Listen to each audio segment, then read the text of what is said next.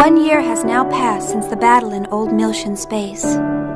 Ever since the Zohar was swallowed up by the giant Gnosis, the Gnosis phenomenon has increased in frequency, and the people are now constantly exposed to its threat.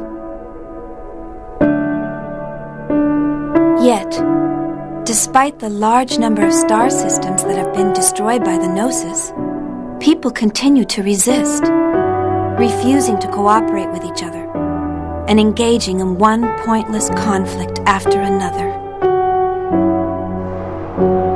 I found myself full of questions. I wanted to know more about the immigrant fleet, the organization that was behind the Miltian conflict, as well as the words that were spoken by the patriarch Sergius. He said that the Ormus are the rightful possessors of the Zohar. So I began to investigate. I wanted to know more about the relationship between the Miltian conflict and the Zohar on my own. 6 months ago, I encountered a group of people called Scientia. I was able to obtain their aid as I found myself becoming more and more involved in an incident that revolved around a mysterious program called Lemegeton. It turned out to be a Zohar control program, which was developed during the Lost Jerusalem era. Its creator, Grimoire, continued to wander the UMN as a mental entity in search of a being. He was searching for Nephilim, the girl in the white dress that has appeared before me countless times. The existence of an organization controlling Grimoire from the shadows came to light. Vector's Special Technology Advancement Division. This department, jointly managed by the government and private industry, had been wiped from the records. But there was no doubt it had been created by the organization I worked for.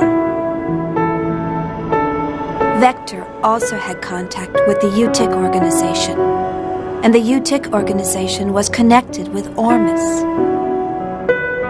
But the evidence was concealed, and the truth had been buried away into the darkness. Everything except for one fact.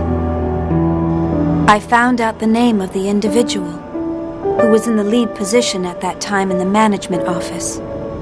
When I saw the name, Suo Uzuki, I felt nothing.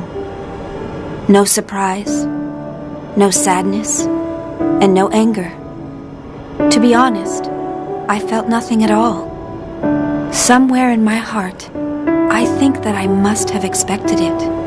All I could feel was a sense of resignation, knowing that the inevitable had finally come to pass.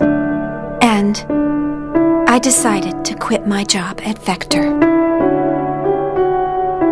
The friends I made there, and kos-mos, were the only bonds I had linking me to Kevin. But I couldn't stand being there any longer. Maybe I did it to atone for all of the victims.